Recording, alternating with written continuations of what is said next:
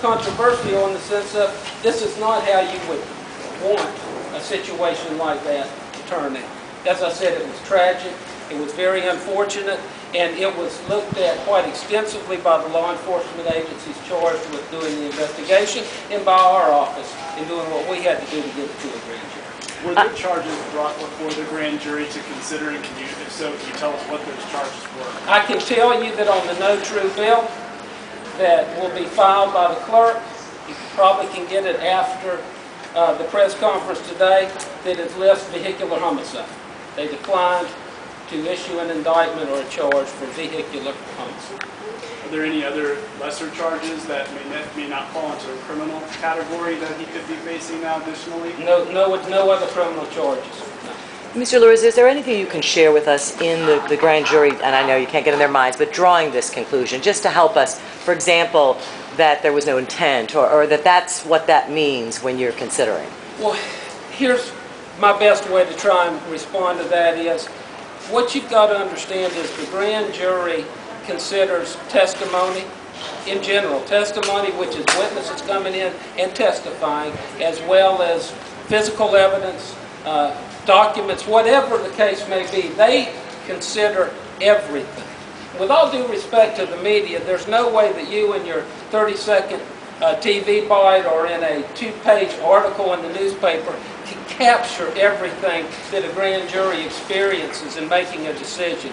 So I tell you, I can assure you this, that no stone was left unturned as far as evidence and information and witnesses.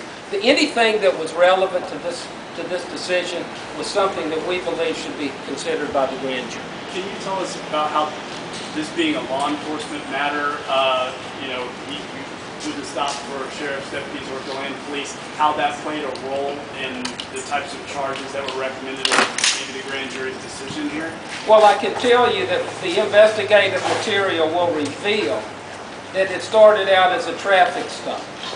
And then when the attempted traffic stop turned into a fleeing felony situation when the vehicle did not stop. At that point, nobody knew who the driver was, nobody knew why the driver wouldn't stop, and then when an additional attempt to stop the vehicle was made by the Deland Police Department, again, the driver did not stop. And again, at that point, the officers didn't know who the individual was that was driving. They didn't know the circumstances of why that individual did not stop. Mr. Larizza, yes, sir. Do you feel like the criminal history of Mr. Brown has to influence the decision of the grand jury? Absolutely not. The criminal history of Mr. Brown has no place in the determination of whether or not charges should be filed. None whatsoever. When you said it became a fleeing felon situation, what was the felony? Fleeing and eluding an Okay. officer.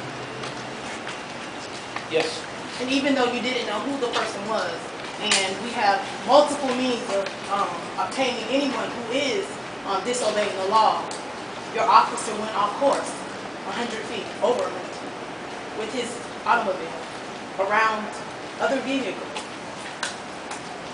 We have helicopters, we have big lights. I mean, I've seen them in action, I've been in that area.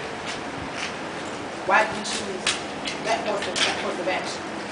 Ms. Brown, all I can tell you is that the grand jury considered all the evidence and testimony, and I understand your frustrations, and I understand that you're not going to be pleased with this decision, but justice is what has to happen here, and the grand jury has spoken, and their decision is final.